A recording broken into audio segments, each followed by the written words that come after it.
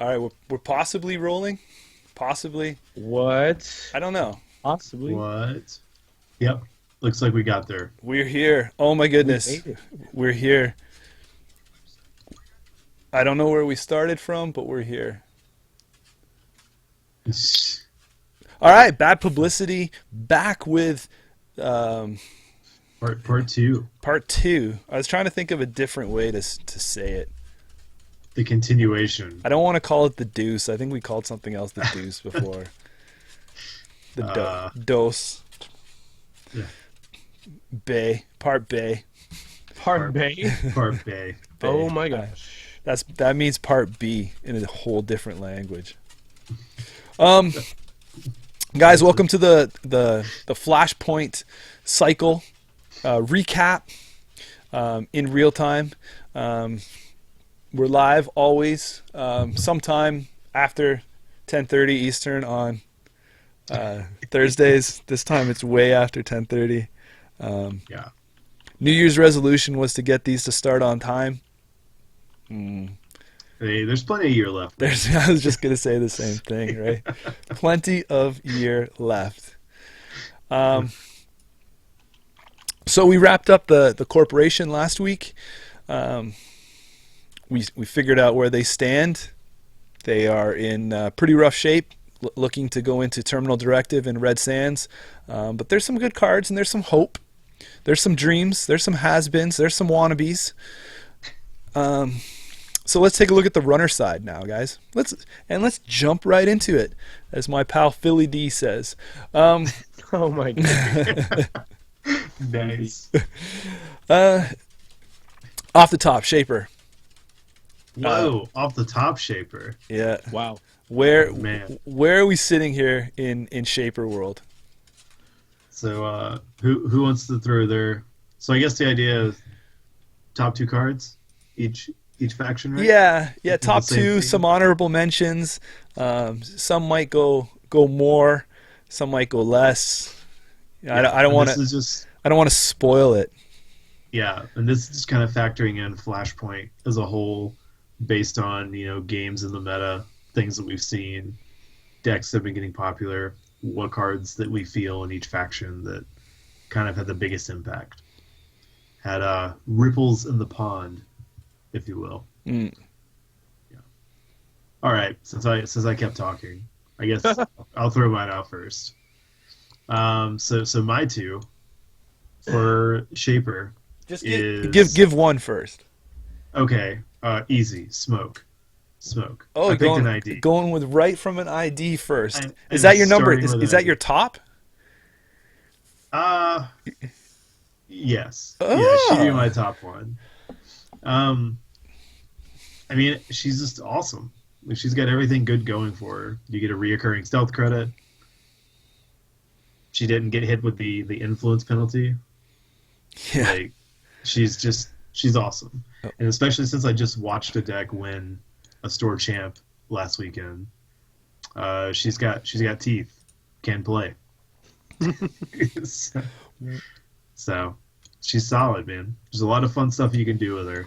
And I think she's going to continue to be a strong runner and only going to get better as stuff comes out. Really? I believe we had an episode where some of us collectively lost our minds over this ID. I don't know. I don't Okay. know. Okay. Yeah. Hollis, do you want to I go don't next know. before I Floyd Mayweather this whole thing down here? Sure. I'm probably gonna disappoint Corey. As much as I like, as much I know, right? As much as I like Smoke, my top choice for Shapers and Flashpoint actually came via Beth Kilrang Chang. Nice. I chose Nice Miss pick. Beth. Yeah. Beth is, I think, for the most part, probably I think she's auto included in any Shaper deck nowadays. She very much fits possibly a card that could be in our list later. Like she possibly fits like an Aaron Maron, because you play her. She's inexpensive to play, only costs 2, but she stays and pretty much does something for the entire game after she's played. Whether that's a card, whether that's a credit, or whether that's a click, the fact remains is it's effectively, no matter which way you look at it, she's saving you a click or so throughout the game on every subsequent turn. So I feel like it's an incredibly powerful card to have just in play, even if it's a 1x. Seeing it can just give you greater value turn per turn. I have to agree. My top Shaper card from this cycle is also Beth. I think this card was incredibly well balanced and designed for this cycle, playing off the the oodles of money that is possibly around. The 3 influence is well costed too. I don't really see Beth too much out of faction, but auto include for me in Shaper Hollis. I fully agree with that statement. I don't think I played a Shaper deck without her included in it since she was released. I think you're getting incredible value out of that.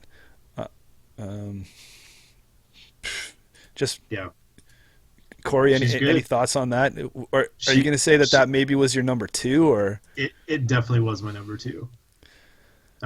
Just because her ability she brings is just incredible to the table, and also it's great to count how many times players forget to fire her.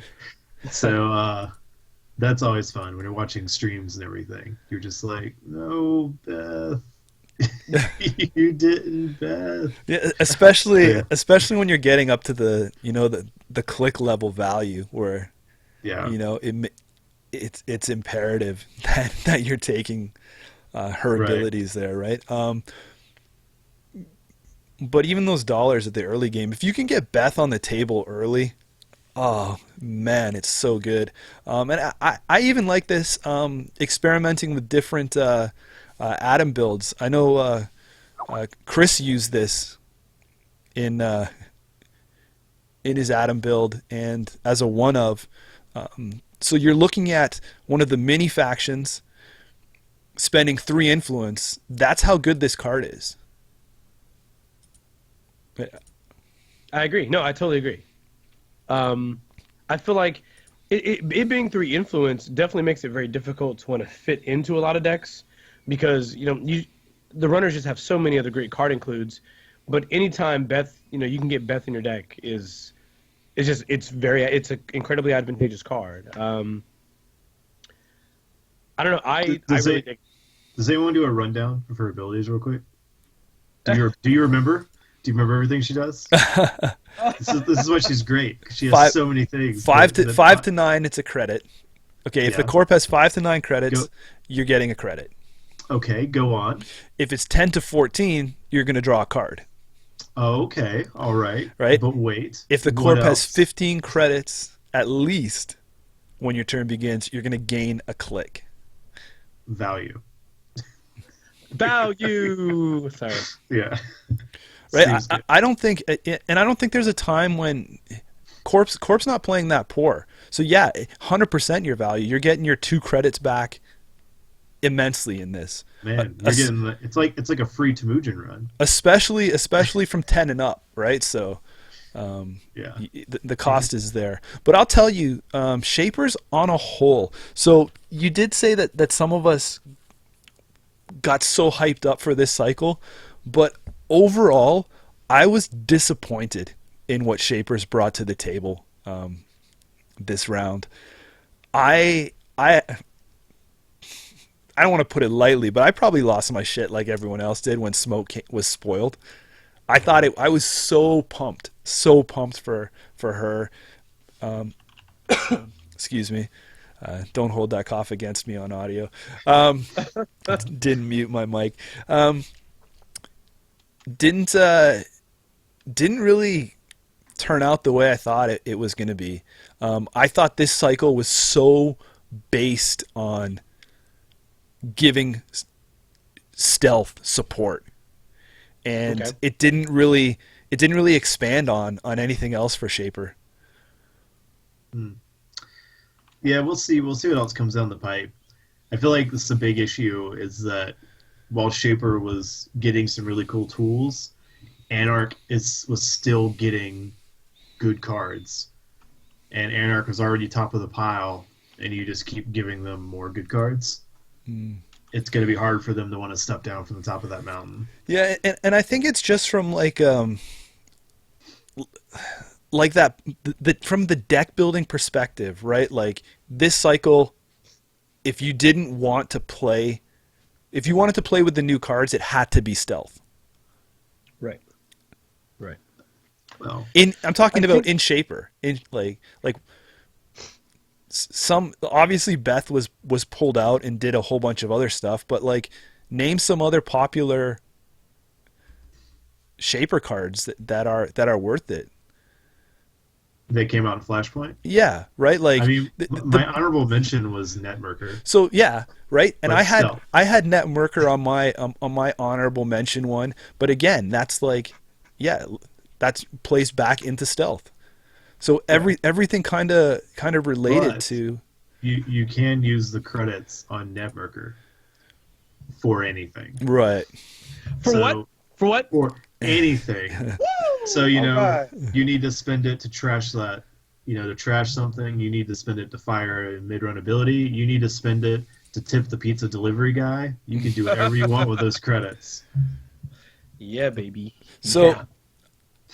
I do 30 think minutes. one that I'm kind of like looking at, and I want to give two shout outs to two Shaper cards that potentially don't put them away yet, is what I want to say. What is it? Equivocation? Equivocation? You know which one I'm talking? Equivocation. Whenever you make a successful run on R&D, you may reveal the top card of R&D. If you do, you may force the corp to draw that card. I think that's kind of an interesting play. Now that takes memory, and it's very expensive out of faction, but I think that might have something there in future play. I keep your eye on that one, and I do like in the last pack Encore. I think there could be something with Encore, but I'm not quite settled on it in this current time of the meta. Yeah, I think that card still has some room to be. It still needs to be experimented and played around with, but it can get there. Well, just because it's giving you a free turn for 0 credits. Right. So I if you can pull it off, if it's open, and we've also seen that Shaper has the ability to run all 3 servers, right? APOC Kate was a thing. So I mean, what's another card that can do that? Nothing. I mean, I think it's great. I think this card is not one to be slept on. Future potential, honorable mention. Sweet.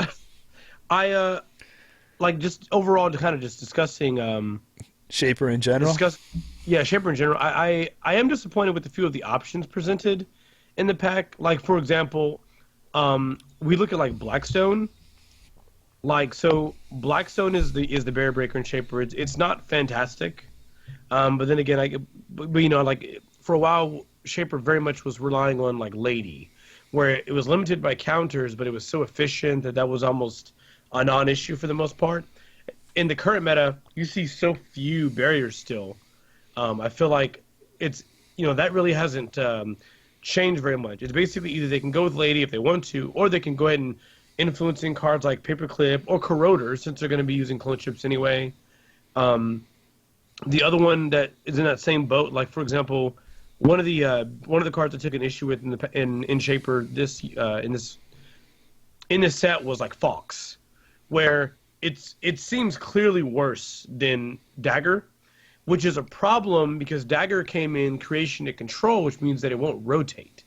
So it feels like you've got a Sentry Breaker that actually probably is worse than Dagger most of the time. And Dagger's never leaving the format. Dagger's going to remain in the card pool. So whereas Refractor, if I'm not mistaken, will be leaving, and it got an excellent replacement. So I don't know. I feel like a card like to be printed the way that it is. I think maybe if there was another Century Breaker that wasn't Creeper that was printed that was for non-stealth rigs, it might have been a little better. But that's fine. I mean, I feel like there are some strong cards for Shaper. The question is, does it take them over the top, or at least allow them to match in line with how the strength we see in Criminal and the strength we see in Anarch? And unfortunately, I don't think that's the case. Not completely. Mm-hmm. Just Splash Switchblade. Okay. Nah. I mean, it was interesting to see the discussions over the cycle, which stealth was the best fit for the time, right? You know, Houdini, obviously is good, but it has its pluses and minuses over what ice you're facing. So yeah, right. It's all going to take that into account and flow with the current meta. But like I said, my picks is Beth is number one with, I'd have to say Equivocation, just because it can stand on its own. Cool.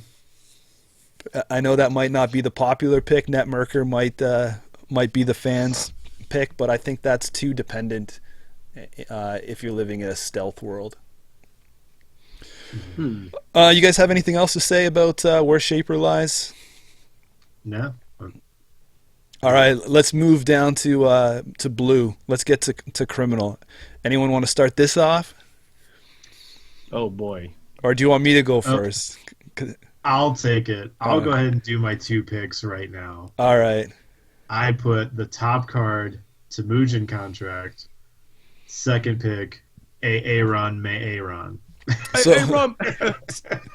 So for me, I think I'm gonna have to. I struggled, but I'm gonna have to flip that. I think Aaron is my top pick for Criminal. For what that card can do is just ridiculous. I mean, Temujin's going to make you money, but Criminal has ways to make money in faction. So although this is the best way to make money, I think Aaron is more of a versatile and better card, even if you want to look in splashing that outside of faction. Aaron's just going to be everywhere. He's pretty good. He's very good. Just hanging out, just looking like a giant douchebag. It's like he just shows up. Hey, what's up, guys? Call it like you want, but I mean, his, the best always be hated on, ball man. Cap, his popped collar. He's like, "Yo, where the party at?" Hollis, what do you got saying? Well, I mean, I think it's pretty clear, and I'm disappointed that you guys haven't brought this up. Top 2 cards in Criminal Faction of this cycle would be Tapworm, and easily the GPI Net Trap. If you guys haven't seen GPI Net Trap, let me read it out for you. It says, whenever you approach a piece of ice, you may expose it. You may then trash GPI Net Tap to jack out. Let me explain why this is tier 1. Number 1, it isn't. Let me explain to you why it's going in my deck. Number 2, it isn't. So, no, I match on point with you guys. I think my number 1 card in the entire Criminal set would be Temujin. I feel like that card is not only good in Crim, but it's basically splash in the same way how in early Netrunner, remember how we saw a ton of Katie Jones. Katie Jones was the go-to resource economy card that everybody slotted because if you didn't use Magnum Opus, that was the econ card you used. I feel like Temujin is very much that. Temujin is a very, very bursty, gives you a sustained economy, pays you back for making expensive runs, so it kind of has that other balancing act there. It's just a great card. Yeah, you're able to keep your tempo up with a card like that, right? Yeah, it's just a great card, and not to mention when you are playing against decks that maybe a horizontal. Assuming that's not a trap you're running into, there's really no way they permanently prevent you from utilizing Temujin Contract. And if you look at it, a lot of the decks that are being used right now, exception being Cerebral Imaging, Like if you're playing against an IG deck, yeah, I mean, Tamuja Contract is pretty much always going to have a target. So you can gain that money, trash another card later, stuff like that. I really like it. And then I also match with you, Jameson, except he's on my number 2. Aaron is the resource of choice because of how much of a defense it gives you versus decks like CTM, which had been heavily impactful in the meta, especially at Worlds, where we saw it being one of the most represented decks. A card like Aaron Marron makes it so that if you're playing a CTM deck, that distinct advantage you have after you score that breaking news or you hit them with that hard hitting news is significantly lessened, assuming agendas are being scored. So I'm very much a fan. So you guys are Temujin number 1, Aaron second, and I'm reversed. I think Aaron is number 1. Thoughts over Criminal at all? Are they headed in the right direction now? Or was it like Shaper, like kind of a lot of like too much support for the included ID that didn't really get played? Well, I think the ID was a big miss as a whole in the cycle. I think they get some other good econ cards, but econ I don't feel like is an area that Criminals really struggled in. I think what the faction really needs is a better Breaker Suite. Yeah. I think they just need to get, and like the Bird Breakers were interesting, but they weren't great. I was honestly surprised that sometimes you go to a tournament and there's people running their jank and there's people running their top decks. And I've seen people bring some weird stuff to like store champs or game night kits or something like that, fun league nights. But I never saw one person run con. Not even an attempted try like in a tournament setting. Not even for a game night kit, nobody came out and ran it. I mean, I was kind of blown away by the amount of people, and maybe it was just she came out the gate and people weren't just impressed at all, and then like the people that were really hungry for Criminal to see that bounce back, and they were really hoping this cycle was going to bring that. I had a little bit of hope that maybe her console was going to see a little more play, because I thought it was a cool console. I don't know if it was costed efficiently, being a 5 to install the Gauntlet, but I thought giving you 2 memory and being an HQ target that Criminal is known for, I thought it was really cool to get the multi-access in a console. Mm-hmm. Especially when we're going to see HQ interface be kind of rotated through. Yeah. But I mean, that's so long. Yeah. I just want to say how hurt and upset I am that Khan is a card with such gorgeous artwork. And it's very unplayable. Yeah. It's just compared to other options in faction. That just fantastic piece is not going to see the table very often. It's just I don't know. Like, I think you look at Khan, all the pieces as a whole, and it's just so expensive to run, right? Like, yeah. If you want to fly those birds like they were, designed to work, I don't think you can actively keep installing breakers at that cost, and even in Criminal, and stay afloat. Right. Yeah. Oh no, please go ahead, Corey. Oh no, I was just saying, but good news is Geist still great. Yeah, and the resurgence of Andy we saw, right? So right. Yeah. So Criminal does have some pieces there, and their popularity is on the uptick. So yeah. I was gonna say my disappointment in like the entire Temujin suite, and maybe Temujin herself, is that it just, or not. I said Temujin suite. I'm so sorry. Yeah. The entire Khan suite is that I feel like she's incredibly close to being great. Like it feels like like some tweak in one direction, whether it's the reduction in cost of the breakers or just a tiny bump in the ability that Khan gets, or maybe just a small change of wording even, makes her a lot better than what she is right now. I mean, it feels like maybe at some point she had been stronger and they had maybe made some tweak like over time, and it just hurt like any functional deck where Khan could actually be the breaker of choice. I feel like especially when you look at like IDs that do something very specific, like what Khan is trying to do, like you have to make it really pay off because it's a very specific ability versus a generally good ability, like save 1 credit when you install, or whenever you make a successful run on HQ, you gain 2 credits, or start the game with 9 cards in hand. That specific effect needs to be powerful because it probably is going to be limited in scope. So I don't know. Yeah, and it was mentioned in chat, but where I was going to say as well to echo it is, I don't think that she needed the. Maybe she was tested in a post rotation world. Maybe something is going to come to give Criminal a crazy boost, but I don't think she needed to be cut right now as a 40-12. There was no reason to shave her down. So you're looking at a 40-12. Like chat said, even with no link and an ability that is not really, is pretty lackluster. She's not enticing enough to play. Yeah. Right? Because could you see her being played without birds, without the bird breakers?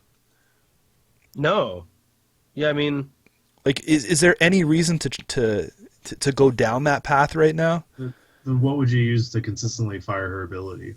Consistently, air quotes. Nothing. I mean, it would just kind of be like a way to get in, I guess, apply some early pressure and just get set up. It'd be like a one-time SMC, right? Like, or from hand. What was the other play from hand Criminal? The Savant Fair or something like that, or Savant Fair. Yeah. I think her strongest play in that build is play Rebirth. So. Play Rebirth. Got him. God dang. Yeah, I mean, even Spag saying in chat, even if it had been a 2 install cost, lowering by 2, you could look at that as maybe being enticing, because those birds are so expensive. I agree.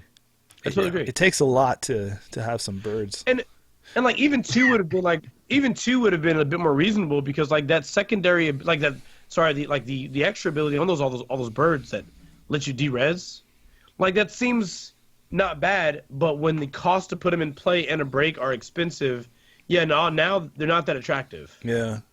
Like they're just way less attractive. So we'll see. Who knows? Who knows what's coming down the pipe? Am I right? No one. I have no idea. Let's move on to Anarch. This one here is probably the easiest to cut. Hollis, do you want to say what the best Anarch card in the cycle you had is? Man, best Anarch card. I mean, that's going to be so complicated. And to me, it actually is complicated a little bit.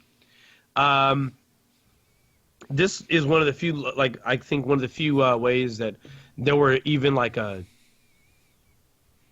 race at all for like slots 1 and 2, maybe 3 and 4. So my number 1, I'm actually going to throw to Cypher. No way. For obvious reasons. It lets you bring an ice strength down to 0 for the low cost of. I mean, is there even a cost? Can we be real about that? Is that a cost? Like, is that legitimately a real cost? Because after you use Cypher, you're probably going to just play a card from your hand that you would play anyway, right? Yeah. So are you really paying anything to reduce an ice strength down to 0? Help me out here. Someone in chat, is that a real cost? I'll wait.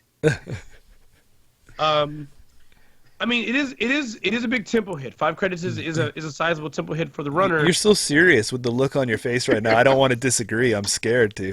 Yeah. Like I'm scared. Like if I say something, it's setting you up to jump into a real talk episode, and you're gonna talk me down, and I'll be out for the count. So I don't want to. I don't want to light the fuse, man.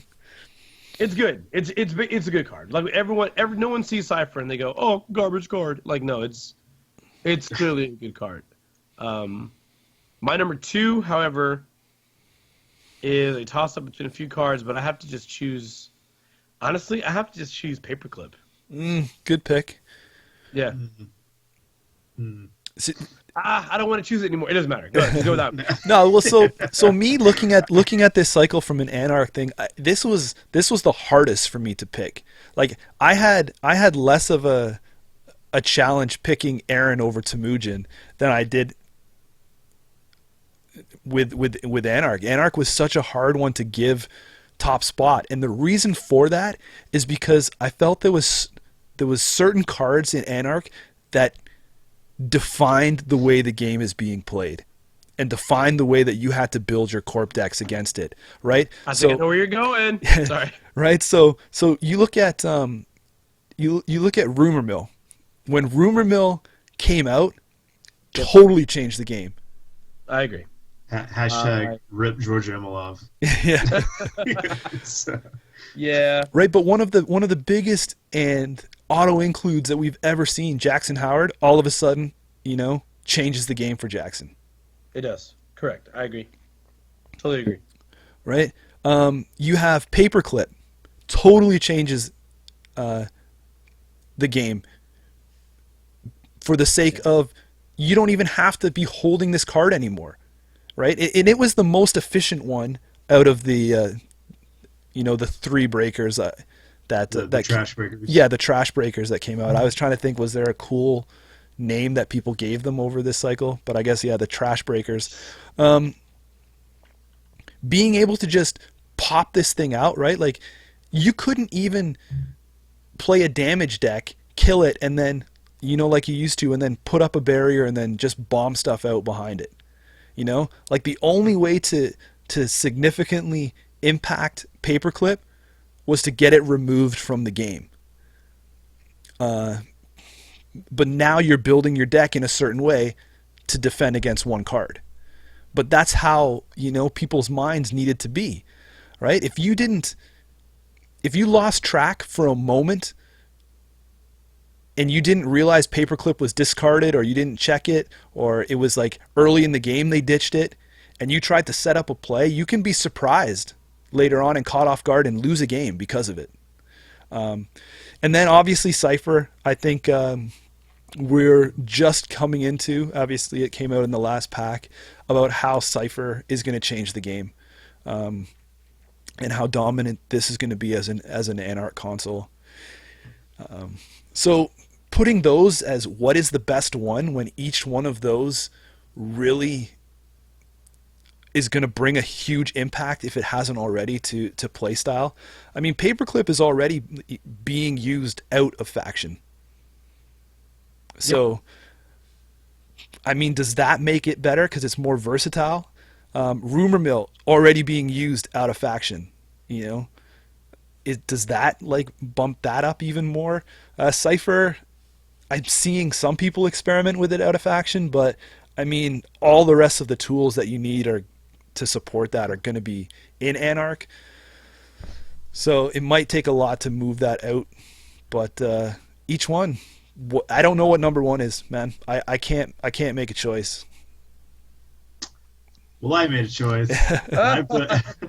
and I put Cypher at number 1, and Rumor Mill is my number 2. Paperclip, was it Cypher, honorable mention? Was it? It didn't actually. It actually did not make honorable mention. Are you an en passant kind of guy? I am an en passant kind of guy. There you go. That's probably because I played that ridiculous Val deck. So that's why I hold that card in high regard. But yeah, I mean, you guys pretty much covered everything I could think of on Cypher. And then Rumor Mill, again, it's a current that's had such a major impact on the meta. You've seen the ways that certain types of decks have just kind of vanished and disappeared. And as I've kind of seen in some of like our recent store champs, that there have been the people who have gambled on decks using the fear of rumor mill to think people are going to play like rumor mill exists, and then they can sneak a glacier deck in because nobody is actually running rumor mill. Yeah. Yeah. And so it's neat how like that one card is just causing like a sway on the types of corp decks people are trying to gamble and bring, just because having it played against you can just ruin your whole day.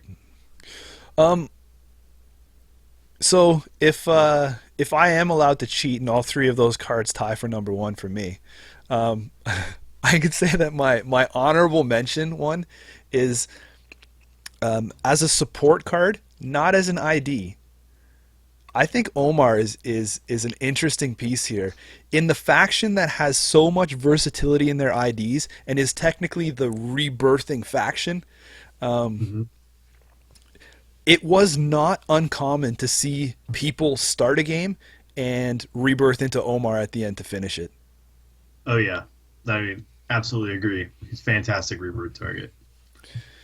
Let's just talk for a second how Anarch got two insanely good consoles. They did though. Yeah, I mean the other one is incredible. Yeah. And it didn't make our list. It's really good. Obelisk was doing a lot of work, especially around the World's time and things like that. I think it was I was preaching how good it was, and then all of a sudden Cypher came and just put Obelisk in its shadow. But still Obelisk is in the right hands an incredibly awesome console. Yeah. Obelisk is pretty sweet. I don't know where Anarch can go, guys. I mean, does it continue to go up? Have we seen the ceiling here, or have we hopes we've seen the ceiling of Anarch?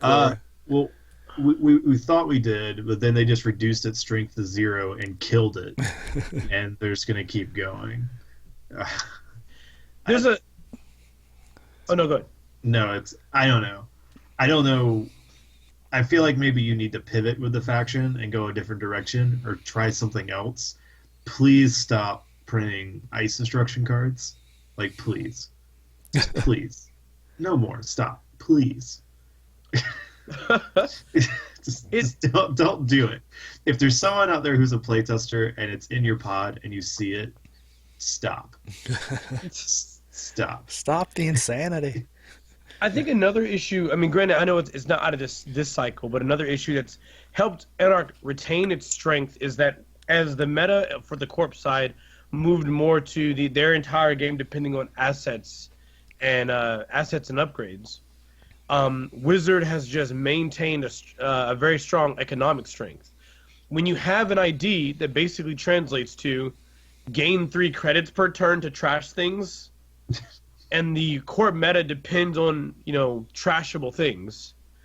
I've said this before, but if you were to, I guarantee at some point, if you were to look at, I don't know what, any deck, like over the last year and a half, 2 years, if you looked at an HB deck, a IG deck, like a, oh goodness, what is it? A Hot Tubs deck.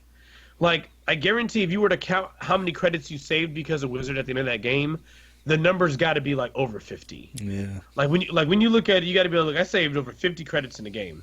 Now take a runner, any runner, doesn't matter which runner you take, and then like sit down in front of your opponent, and then when they set up the game, like take 50 credits at least and just put them in your runner pool, and just say, don't worry, I'm only going to spend 3 of these every turn though. Wizard is like the Geico of Anarch runners. Yeah, like the insurance available is ridiculous. So like when you have 3 extra credits per turn, that is, I mean, if we're just talking economy and Netrunner, that's a really, really big deal. And in my opinion, I'm being pretty conservative here. 50 credits to me is conservative because it's not even just the 3 credits; it's how you'll rationalize how you're supposed to trash things. Because the way the workflow works in Netrunner is like if you see something that costs 4, you may say, all right, I really don't want to pay to trash this Pata campaign. Well, so the Pata campaign stays and it's always getting the corp 1 credit.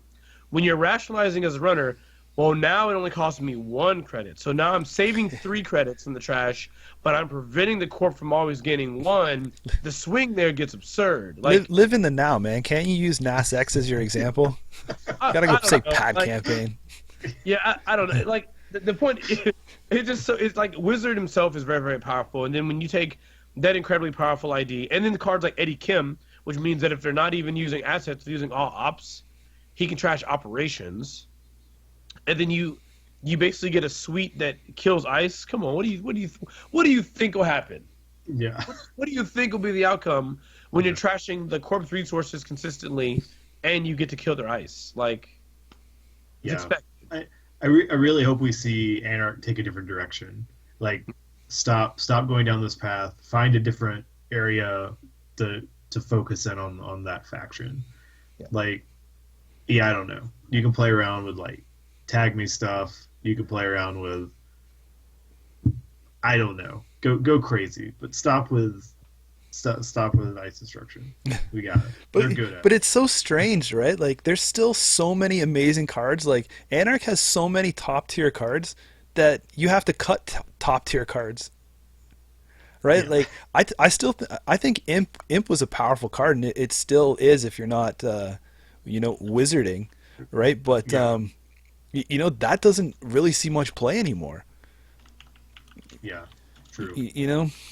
So it's so weird how one faction just kind of skyrocketed so far above So what the other hopefully- ones are.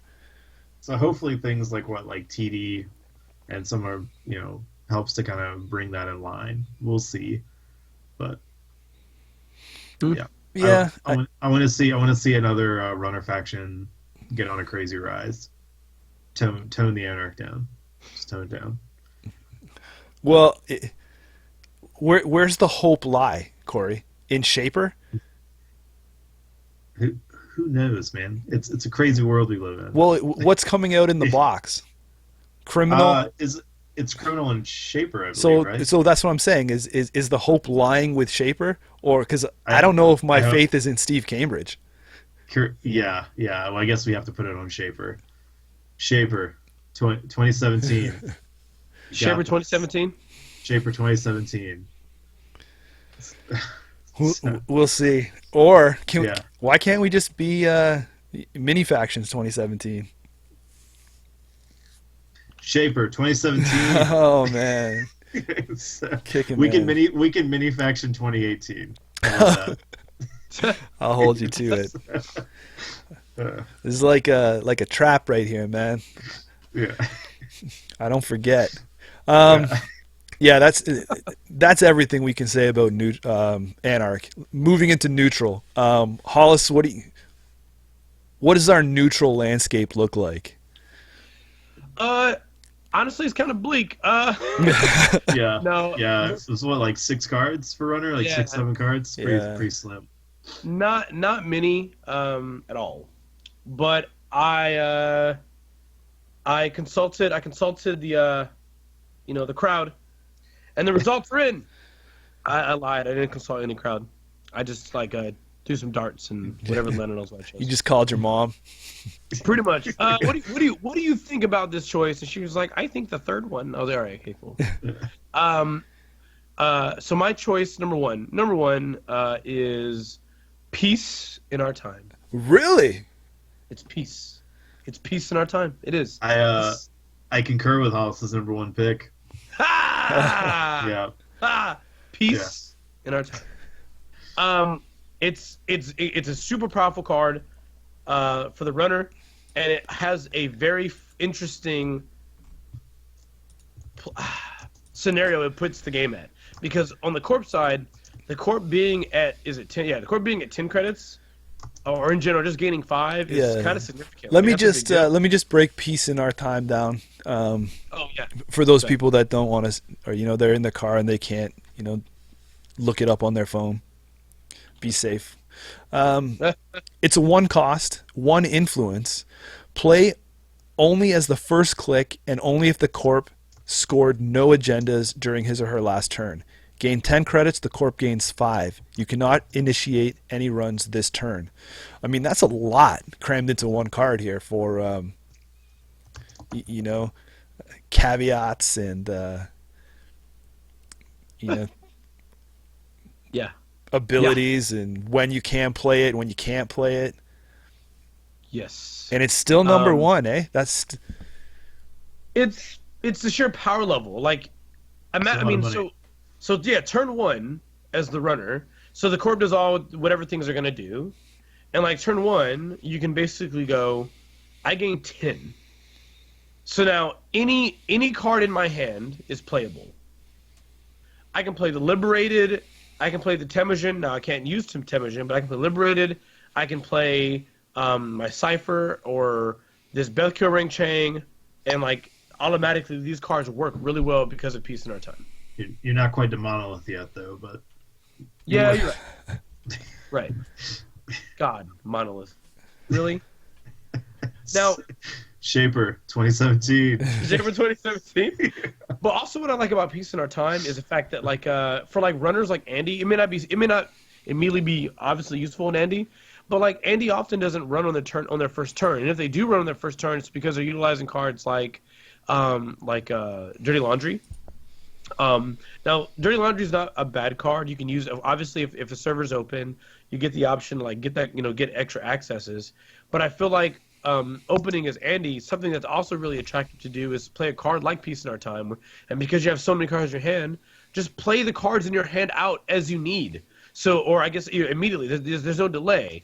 You can go ahead and just say, bam, here we go. I'm gonna play this Desperado, and now I'm gonna play my Sure Gamble, and now I've got one more click left. Who cares? I'm going to play this Breaker. Bam, like all in play. I don't care about making sure I have enough money to do XYZ things on the following turn. What I really like about Peace in Our Time and Andy is that I like the idea of being able to play Peace in Our Time and then immediately being able pretty much to fim into a siphon. Like, that's disgusting to me. Now you can't do it on the same turn, but knowing that you get the money to basically fim immediately, which leads into a siphon, is very cool. Yeah. so. Let's be totally transparent here with with you two guys and the rest of the listeners, viewers. Yeah. I am not 100% sure about what this card can do for me. Right? Ask not what I can do for this card, but what is this card doing for me? I say, because I don't know if I want to play this card off the bat. I don't know if I want to see this in my opening hand to get that boost. Too many times I think that giving the corp that early money is too detrimental. But what if you're playing with Beth? Well, then I'm getting bonuses, but I don't have Beth like combo. Crossfire. But I just think that how many times have you guys like, as a corporation, drawn your opening hand, put ice down in front of something, even if you can't res it, even if it's a little bit out of res range, you're just like, oh, hopefully he doesn't run my HQ because I can't res this yet. And then all of a sudden, turn passes and you're like, hey guys, here's 5 credits. You probably can res it now. So what if you Peace Forged? How about that? Oh, now I like your... Would that make you feel better? I don't know. Just saying. Just thinking. Just trying to keep the juices flowing. Yeah, I think the idea here is that because you're gaining more credits than the corp would gain, the hope is that even though the corp is getting a better setup, you are also getting a very good setup that can probably deal with their acceleration, not as efficiently as they could deal with your acceleration. Would you, if your deck can handle it, okay? Right. If your deck can handle it, are you wanting Peace or Lucky Find? So Peace is one influence, Lucky Find is 2, but it's a double. Peace has to be played off the first one, and it's got those other, caveats about, well, I can't do any running, I can't, they can't have scored agendas or whatnots. Yeah. Three for Peace into a lucky find. No, I'm saying Yes. one or the other. You How can do that. How much influence are you spending just on putting some economy cards, man? However Cut one and many put a ways sure you use gamble in, for free. Christ's sake. Because that is disgusting, right? If you had like prepaid, that'd be sick. Yeah, that's all the influence. Your deck's Your influence is peace in our time with lucky finds and prepaid voice pads. Someone build it. Yeah, it was like, would It's that really be bad? No, like honest question. What if you have the room? Are you guys happier with peace over lucky find? Is peace lucky find 2.0? So my argument would be is peace is easier to play from a low credit threshold, and so there's some strength in there. It's also not a double, but it does give you the run constraint. So I think it depends. Like Lucky Find gives you the ability of like burst money run, which can catch like corpse off guard and stuff like that if they don't see it. Because you can draw into Lucky it, Find and that gives Lucky Find a really good edge because you can burst money and then run with it. You can't do that with Peace in Our Time. But Peace in Our Time is a setup card. Yeah. It's a card for you to get your tools online and set up as fast as possible, hopefully before the corp can respond with defenses. It's really like a Cold War in our time. A Cold War in our time. Yeah. I just feel that is it medical fundraiser? That's the techie version. Yeah. Or am I thinking? It is the fundraiser. I think you're right. But that's what, like 3 and 7. Yeah, but right? I never felt bad as on the runner side of that when someone played that. I was like, thanks for the money.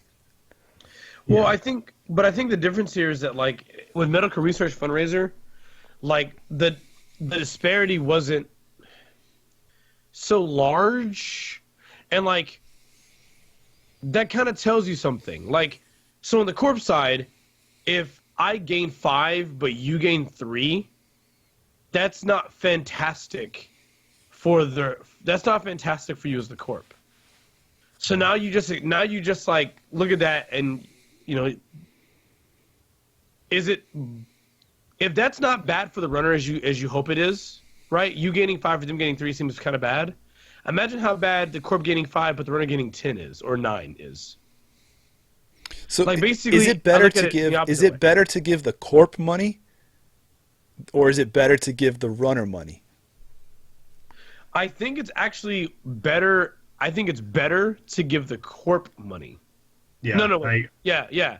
Like. Yeah, I agree with that. Yeah, because I think the runner can do a lot more, because like the corp would, in my opinion, still be limited based on like ice that has to get played, and if they have the ice in hand, even like that alone is problematic. If the corp has no ice and they're sitting here with operations they can use, there's still plays that don't make sense, like hard-hitting news, like using hard-hitting news when the corp has 14 credits but the runner has 19. It's like, well, that doesn't help.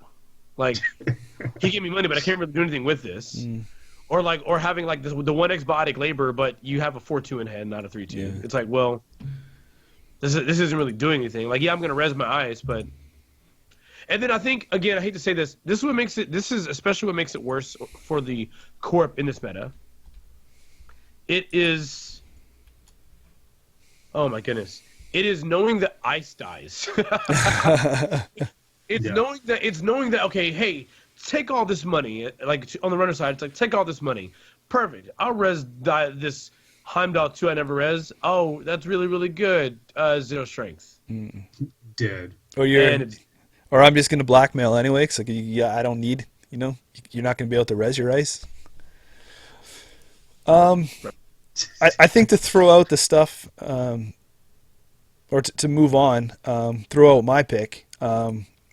I really think that the best neutral that we saw was Citadel Sanctuary. That was your favorite? Yeah. I mean, it was a toss-up between this and Deuce's Wild. That was your favorite? Yeah, I like the way Collis said that. Is that really the card you're gonna pick? Oh, good. Is that the one you're gonna choose? Look at Dan comes right in when I say it was a toss. Deuces Wild was probably the best card in this set, right, Dan? Chat will blow up. It's like, yeah. Yeah, I think I do like Citadel Sanctuary. I think what it offers as tag protection, it opens the game a little more on the runner side to be a little safer for what we've seen with what Corporation can do with Tag Storm. It lets you be a little more flexible to jerk tags at the end of your turn rather than spend a click. Nope. Did you see that?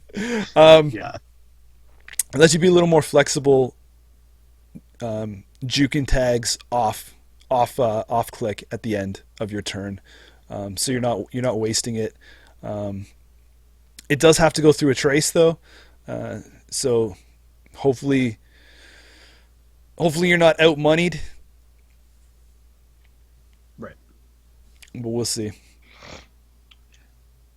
Yeah. You guys didn't like Citadel, eh? Like, No, it's a cool card. Yeah, I have played some games with that ridiculous Andy DLR Sanctuary deck, so it's pretty silly to watch that card fire. And you're just like, sure. in the power tap decks. Yeah. It's pretty silly. So, we ready? Ready to do the? Are we gonna do mini faction next? You guys had no other. There was no other neutrals. You're gonna pick the one. Oh, it was really hard picking one, man. Yeah. So... Yeah. I mean, like everything else is kind of. You're not gonna. Not even a mention of interdiction. I mean, the problem is that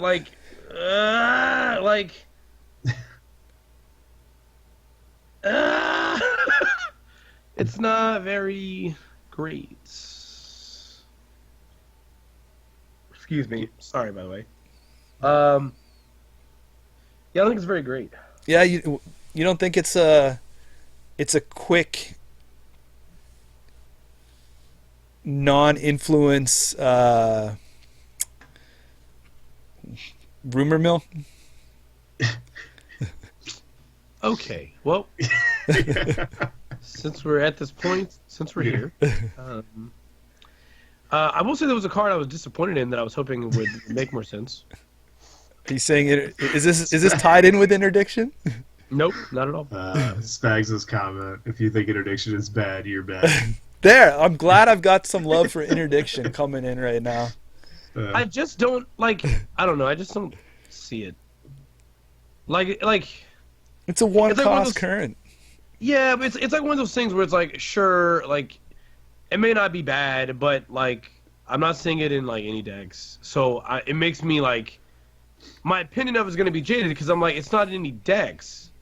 Like it may not be bad, but it's not in any decks. Hold on, let me go to Netrunner DB real quick and see how many decks are running interdiction. Let me tell you, all the good ones are never get posted, man. They keep them secret. Yeah. Oh, there you go. What is it? Is it? What? Dave Hoyland likes interdiction. Did you get the numbers? No, I wasn't actually looking at that number. Oh, okay. I don't. It looks like only one person likes interdiction, and that's Dave Hoyland. No, Spags is up on it. I'm up on it. I mean, I miscounted. Hey, I would say, like interdiction. And you know what? I'm in great company. If Spags and Hoyland got my back with interdiction, I am happy with those two guys. 4 people like interdiction. We'll roll. 11 people like interdiction. 27 people like basically as more and more people say they are okay with interdiction, like the number's like doubling every time. 513 people like interdiction. Yeah. That's everyone that plays Netrunner, by the way. Yeah. All 513 of them. Yeah. And I mean, the last thing I want to say is, Spags threw out a comment earlier, I believe, and I did see injection attack get used a bit. I think it was him that said something about, that kind of, a lot of people experimented with that, and I mean, because we had a really kind of poor neutral set all to begin with, it just so happened to bubble near the top, right? Like in the right case, injection attack can be okay. Yeah, it's good. I think it's a good card. I think sometimes it can have a hard time finding deck slots. Yeah. But I don't believe it's bad at all. I mean, its impact is pretty awesome. And if you can get on multi-ice servers, wherever those exist at, you can get some really good value. So it is what it is. All right, let's get to the point that everyone wanted us to talk about, the mini factions. So I did mine as my favorite of the 3 mini faction cards that came out. Oh, I did mine individually. Like, what was the best Apex card, Adam card, and Sunny card? God. It's an excuse just to talk about all the mini faction cards. We're not supposed to do that? Yeah. This was tricky, huh? Was it tricky for you? No, it wasn't. No, it wasn't at all. No. Okay, well, let's see. Nope. Maybe because maybe one I have to answer with my heart and one I have to answer with my head. There it goes. Go ahead. Don't let me right. start this. One of you All two. right. I'll start. I chose Reaver. Yeah. See, that was the one that I chose with my head. I think Reaver brings the most to the faction that was missing it the most. Like, the ability of Reaver is what Apex needed. Yeah. Hollis, what'd you pick?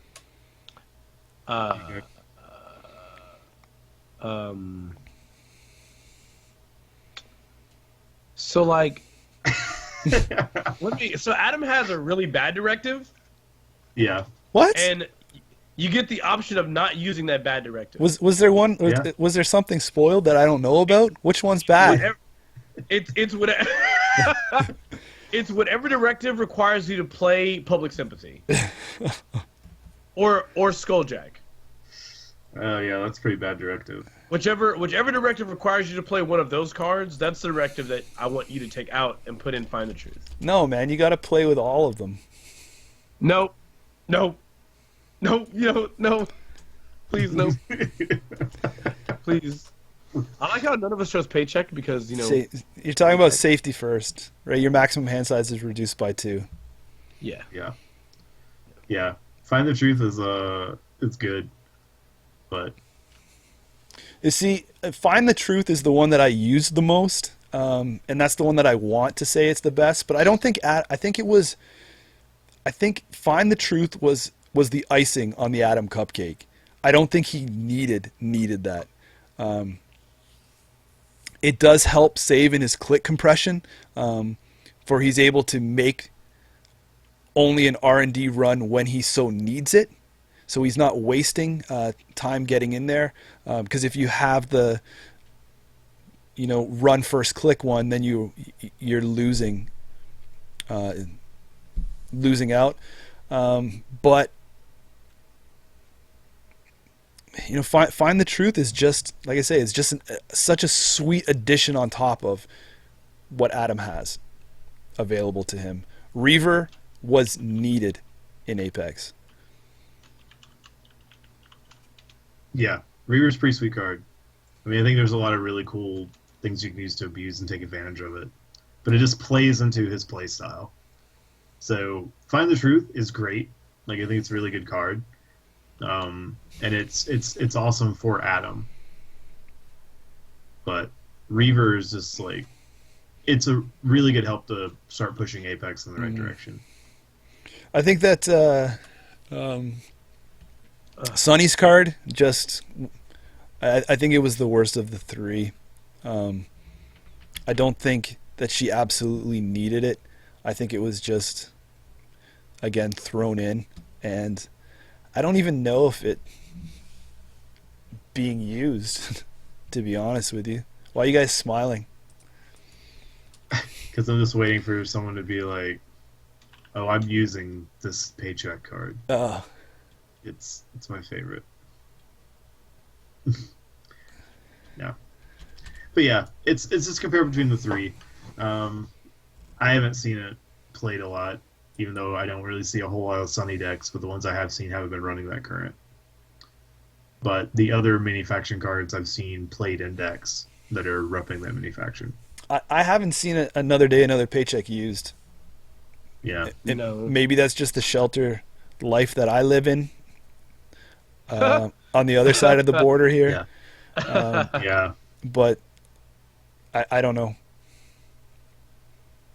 Well, I mean, the thing is, we have a new president, and so, like the ideals that come with another day, another paycheck, they very much, honestly, they've taken hold, they've taken root in America, given a lot of current events. So I mean, it's gonna be a tough 4 years, but Sunny has got us. She gets it. Yeah. Another day, another paycheck. Yeah, it was just I don't know. I don't think they foresaw what Link was going to be with these power tap things, and if you're playing that style, like Brian said in chat here, I don't know if Sunny needs that money. Every time there's a one-off, it seems like it happens to Spags. He's saying someone slammed him for 2 10-credit paychecks. Man, get good. It's good. It's good.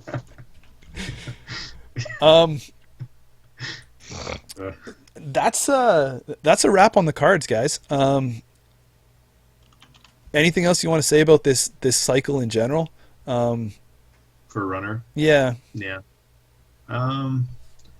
So Runner's got good. Real good. So were you happy to see, so talk about it from the Runner side of things. Were you happy to see trash costs on ice and trash costs on operations? Do you think that helped as a runner? I think on operations it was good. Yeah. I'm still on the fence about whether I felt like it needed to exist on ice that's not installed. But operations is good. I think I believe its purpose allows the corp to play with some pretty crazy effects. Yeah, the big one was boom, right? If you can get in there and get rid of boom, I think that was well balanced and good. Yeah, so that's pretty cool. They didn't really add any extra special things to Runner. No, Runner had no terminal like end your turn factions or abilities like Corporation had. Terminal was only on the Corporation side, and again from a Runner side, I was happy to see those terminals balanced like that. I think that was important. I don't think you could have like even hard hitting news without ending your turn and giving it a chance to do something to fight against it. Yeah. So both of those new additions balance things out on the two sides. Yeah. But yeah. So I mean, I feel like Flashpoint as a whole wasn't a bad cycle. It was night and day better than Moonbot. Yeah, I agree. I think it was really, really good to see what was added here. Again, there's always going to be a couple cards in a cycle that have people screaming the sky is falling, but I mean that makes for good discussion, and as long as people are talking about the game, any publicity is good publicity. Yeah. But I'm really looking forward to Terminal Directive and see what stuff gets unveiled out of that box. See what it adds, what it can use to spice things up a little bit. Yeah.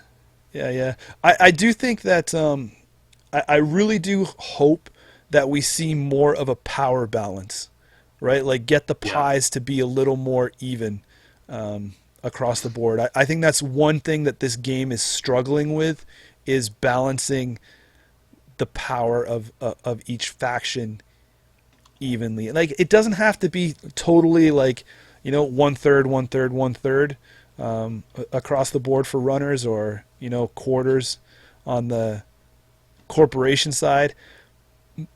But it's got to be a little closer than it is. Yeah. There's got to be reasons, or you got to let people bring the faction that they want to play or that they're pure tied and true to, and still give them a chance. And right now that's not really how the game is sitting. Mm-hmm. So that's it, guys. You guys have anything else in summary? I think that. Do we want to talk about the Netrunner dorks thread, or are we just gonna ignore that exists? You know what? We're gonna ignore that exists. We're gonna ignore that thread exists. Other than that, Corey, you want to say anything to sign out? Yeah, go read that Netrunner dorks thread if you haven't read it yet. Yeah, that And was. then- yeah. But no, I mean, other than that, some people still have some store champs going on. If you got some coming up, good luck. Have fun. Bring something weird. Bring something a little off the wall. Just try to have fun with it. As I was just saying, like, we had one last weekend in the Atlanta area that was won by Smoke and Pilana. So sometimes things can break through the mold of what's. Well, yeah. So. This is what happens when nobody plays Rumor Mill. Yeah. Someone's got to play it. That's right, Someone man. has to play Rumor Mill. It's the whole slot the clock thing all over again. Oh, God. man. Someone has to play it to keep It's them in check. embarrassing. You guys let Pelani come in all over there, putting Caprice games all in your face. Quit playing. Actually, the top two were both running Pilana. Oof. So You gonna just like let side games run all over you like that? It's disrespectful. It's so disrespectful. Like run Rumor Mill. I understand IG and CI are real strong, so Employer Strike is real good. That makes total sense. But my goodness. All right. Well, that's about it, guys, for this week on Bad Publicity. Stay tuned to our social media. We have some cool announcements coming. Hopefully we'll get our ducks in a row, get them announced this coming week. And we'll guys checking next week as we count down to the release of our big box and our new fancy way to play Netrunner for those that are so going to do that. yeah. Terminal Directive Countdown. See you guys next week. Later, guys. Oh, is you going to say bye or just dance? I'm just gonna dance. All right. I mean, This is people that- not- Dance us out. This is not audio friendly. Yeah, people that are watching know what's going down. The people on the audio is like, "Oh man, screw that guy. He's so rude." All right. Anyway, have a good night, everyone. See ya. Thanks everyone for joining in. Take care.